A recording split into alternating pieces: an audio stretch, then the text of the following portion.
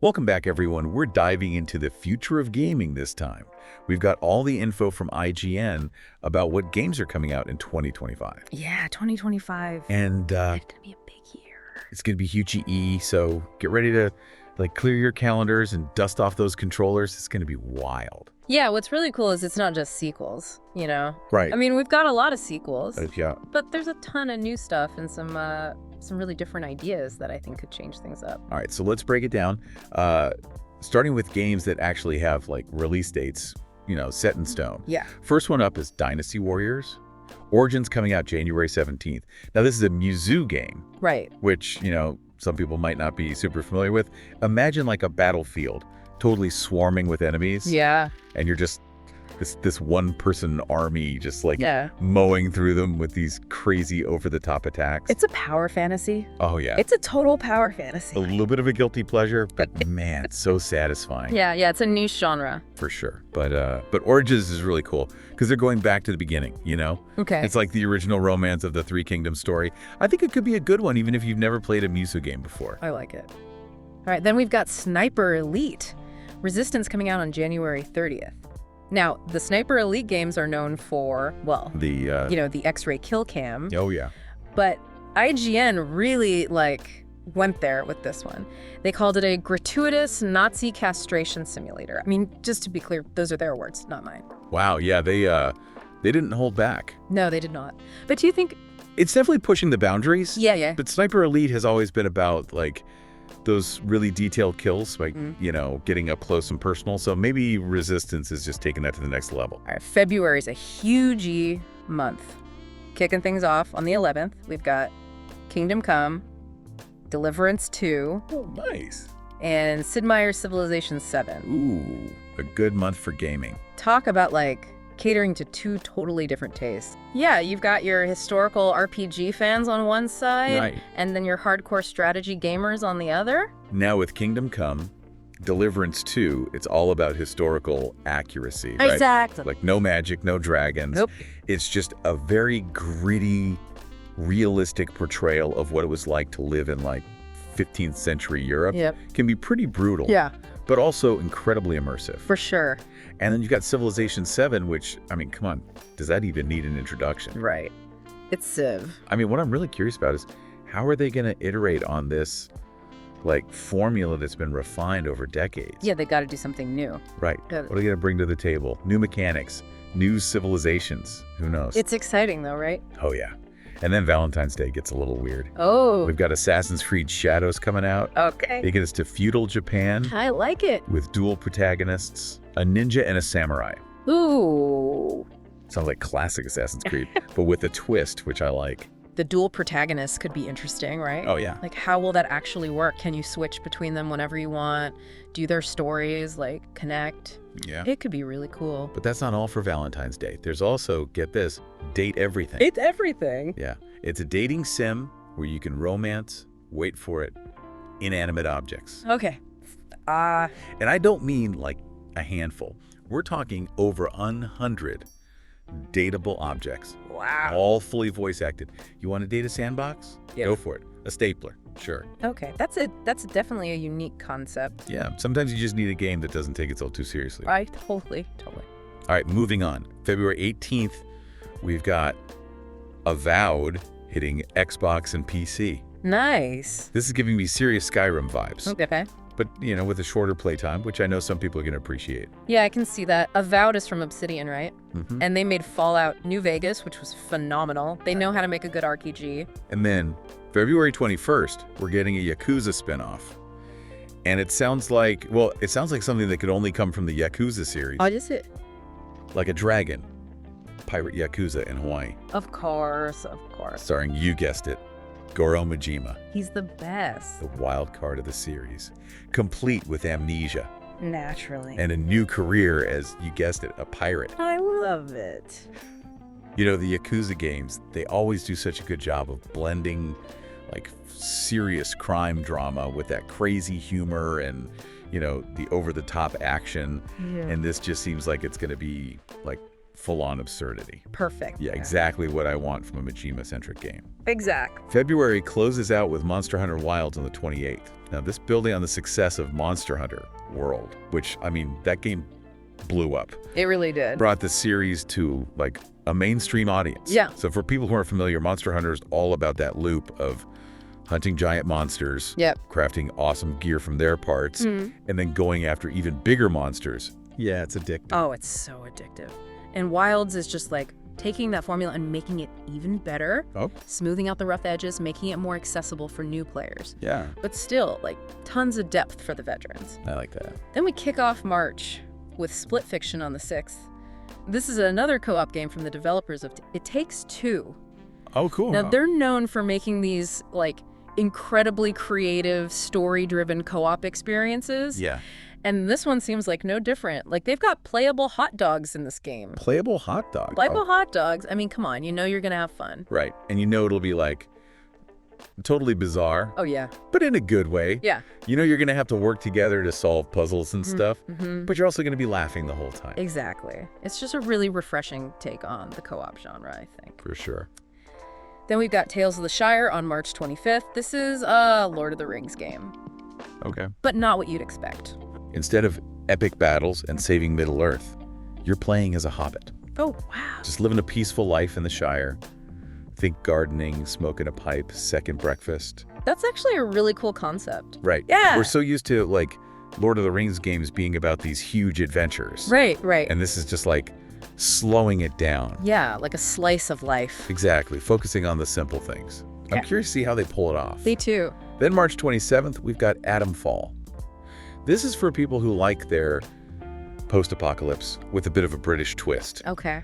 It's getting compared to Fallout and Stalker, Oh, wow. with that big emphasis on survival, exploration, you know, and radiation. You gotta have radiation. Right, of course. Yeah. And the alternate history setting is really interesting too. Yeah, what if the bombs had fallen a little differently, right? Exactly. We'll have to see if it lives up to the hype, Yeah, for sure. but it definitely has potential. Also, on March 27th is the first Berserker, Kazan, an action RPG set in the Dungeon & Fighter universe. Oh, cool. Dungeon & Fighter is massive. Huge, especially in Asia. Yeah, not as big in the West, though. Right. So Yeah. maybe this is their chance to, you know, branch out a little. That's what I'm thinking. If the game is good, it could bring in a whole new audience. For sure. It's gonna have a good story, though. And the combat needs to be tight. For sure. Gotta nail the gameplay. Absolutely. And then, rounding out March, we have Inzoi on the 28th.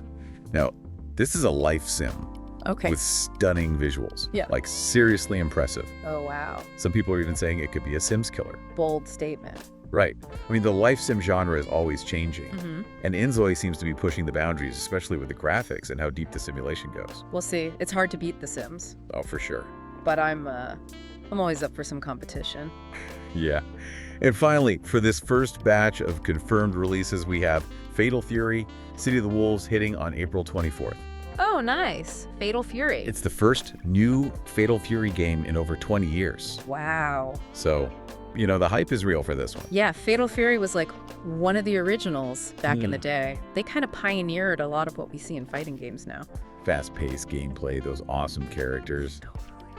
It's going to be interesting to see how they update it for today's audience. Yeah. Yeah, gotta modernize it, but you also don't want to lose what made the original so great. Exactly. You got to find that balance. For sure. Ew. And that was just the games with, like, solid release dates. Yeah, we're not even done yet. Oh, we're just getting started. We've got a ton more games to talk about, from sequels we've been waiting on forever to brand new stuff that could be, like, totally groundbreaking. Bug like everybody, we're going deep.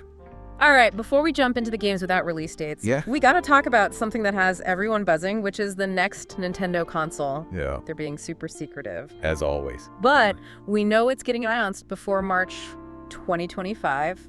I mean, after the Switch's success, it's no surprise that people are hyped. Right. The Switch was huge. Yeah. What do they need to do to make this new console a hit, though? Like, what do they need to nail? Well, the Switch was kind of a perfect storm, right? Like, innovative hardware, Yeah. the games that appealed to, like, everyone. Yeah. And, you know, it's Nintendo. To Nintendo, they've got that magic touch. Exactly. So they need to capture that magic again. IGN is already speculating about potential launch titles. Of course they are. throwing out names like Metroid Prime 4, Beyond, Oh, wow. Pokemon Legends, ZA.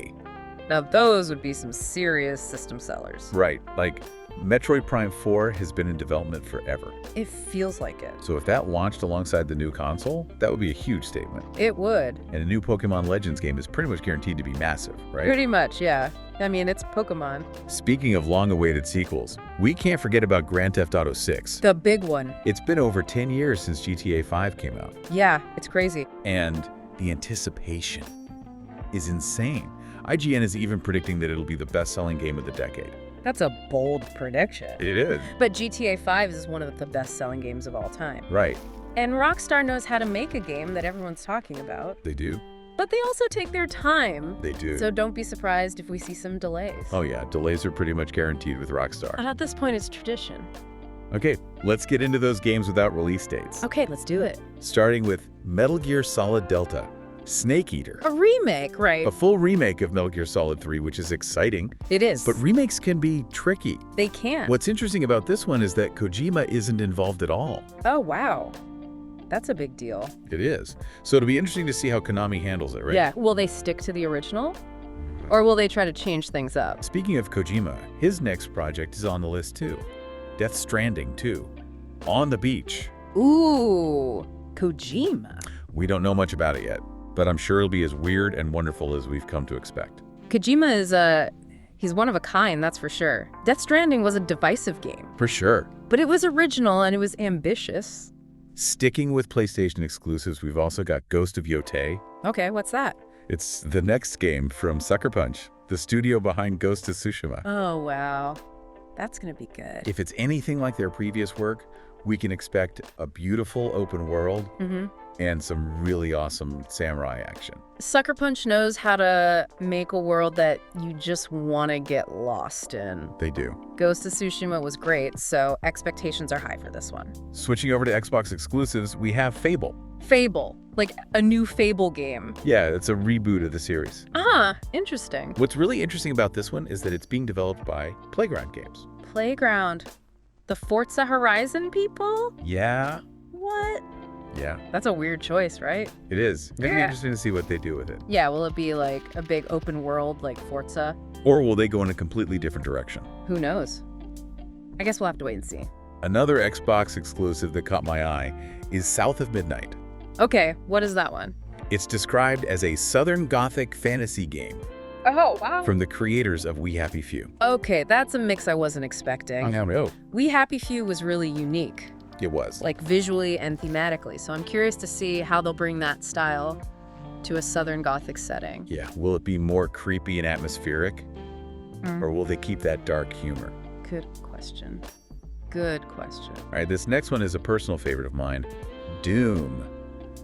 The Dark Ages. Doom. The Dark Ages. Yeah, Okay, I'm listening. we're talking dragons, skull-grinding guns, a shield with saw blades, and Doom guy in a fur coat. Okay, that sounds ridiculous. In the best way possible. I mean, it's Doom, right? Exactly. It's got to be over the top. Oh, yeah, Doom Eternal already pushed the boundaries of what you can do in a shooter. it did. So I can't wait to see what they come up with for the Dark Ages. Xbox also has a couple of potential Disney games in the works. Indiana Jones and the Great Circle, Oh, wow. and Blade. Both of those could be really cool. Right. Yeah. They're still unconfirmed, but the possibilities are definitely exciting. For sure. Indiana Jones and Blade have a ton of potential for great games. Moving into multi-platform titles, we've got Marvel 1943, Rise of Hydra, Okay, what's that one about? Captain America and Black Panther teaming up during World War II. Oh, that's cool. I love the historical setting. Right. And I'm always down for some superhero action. What's really cool about this one is that it's being developed by Amy Hennig. Oh, yeah. Yeah, she was the creative director for the Uncharted games. Wow, so she knows how to make a good action-adventure game. She does. She knows how to make them cinematic and exciting. It seems like every big franchise is coming back these days. It does, doesn't it? We've got sequels and new entries announced for Borderlands, Skate, Crazy Taxi. The nostalgia is strong with this one. I know, right? Yeah. It's not just about cashing in on old names, though. These sequels also have the chance to introduce these franchises to a whole new audience. Totally. It's all about finding that balance between appealing to old fans and bringing in new ones. And speaking of revivals, Yeah. we've got a couple of sand-themed open world games coming out. Sand theme. Yeah. Dune, Awakening, Okay. and Crimson Desert. Oh, yeah, I've heard of that one. One's a sci-fi survival RPG, and the other is a fantasy action game. It's interesting how developers are using the open world format to explore all these different genres, like Dune. Awakening seems to be about survival and exploration, Yeah. while Crimson Desert is more action-focused. And we have Subnautica 2. Oh, nice. More underwater adventures. Back to the depths for more exploration, crafting, and underwater terror. Subnautica was such a cool game. It was. I love how they use the underwater setting to create a sense of mystery and dread. For sure. I'm excited to see what they do with the sequel. For the roguelike fans out there, we've got Slay the Spire 2 coming up. Okay, Slay the Spire was fantastic. It was. The sequel has a lot to live up to. And then there's Hell Is Us, which is kind of a mystery. Yeah, what's that one about? We don't know much yet, but it looks like it could be a Souls-like game. Oh, interesting. I'm always up for a good Souls-like. From Software surprised everyone with the announcement of Elden Ring Nightreign. Elden Ring Nightreign. It's a standalone co-op roguelike set in the world of Elden Ring. Wow, that's unexpected. It is. It seems like a bit of a departure for From Software, but I'm intrigued.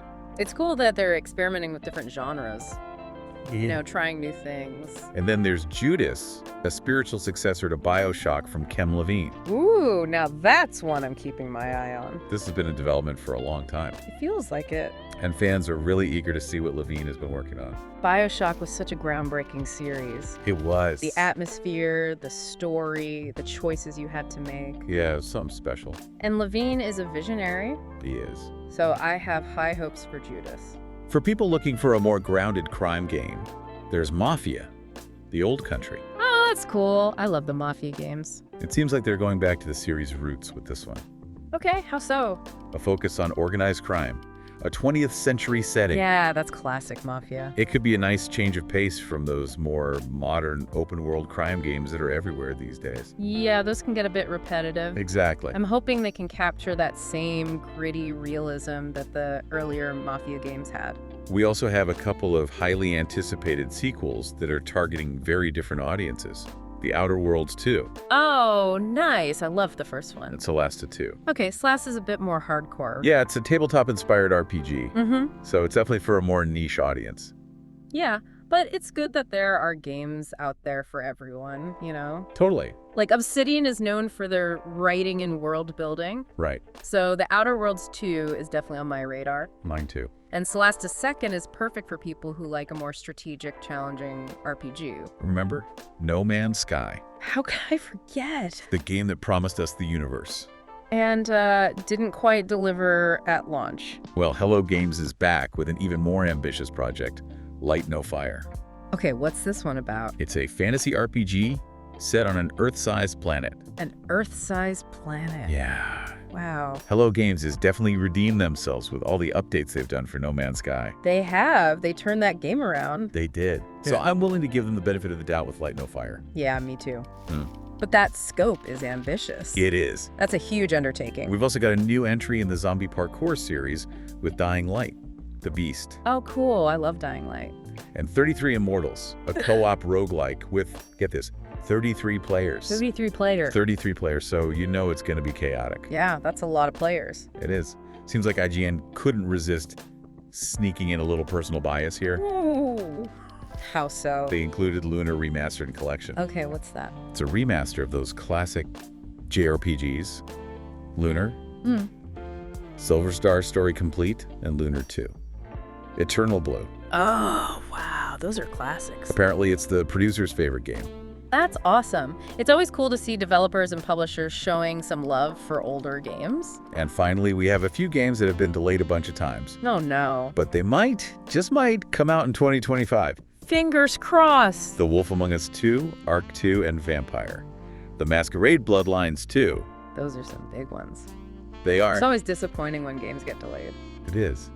But it's better for developers to take their time and make sure the game is good. Yeah, definitely. I'd rather have a polished game than a rushed one. Man, we've covered a lot of games. We have. It feels like 2025 is going to be like a huge year for gaming. It really does. What are like the big trends you're seeing? Anything that stands out to you? Well, I think diversity is a big one. Okay. You know, like we've got all sorts of genres. We've got massive open world games like Light No Fire, and then smaller, more story-focused games like Tales of the Shire. Yeah. And it seems like a lot of developers are willing to take risks and try new things. That's interesting that you say that because we also saw a lot of familiar franchises making a comeback.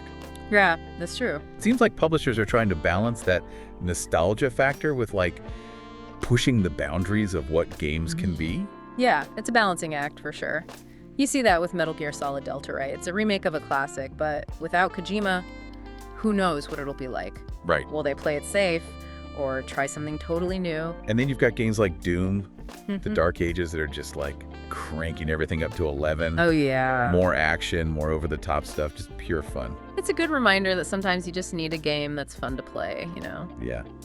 All right, I gotta ask. What's that? Out of all these games, which one are you most excited for? Oh, man, that's a tough one. I know, right? There are so many good games coming out. So many.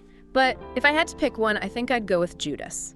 Oh, nice. Ken Levine is such a talented storyteller. He is. And the idea of a spiritual successor to BioShock is just too exciting. It is. That's a great pick.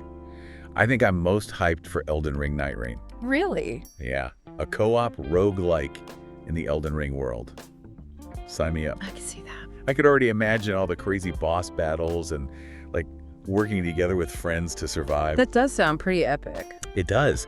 And that's what's so cool about gaming right now, right? Yeah. There's something for everyone. Exactly. Whether you're into RPGs, shooters, strategy games, whatever. 2025 is going to have it all. It is. We've only scratched the surface of what's coming. Barely. And I'm sure there are still some surprises in store. Oh, definitely. But one thing's for sure, it's going to be an awesome year for gaming. What games are you most excited for in 2025? Head over to our website and let us know. We'll see you next time for another deep dive.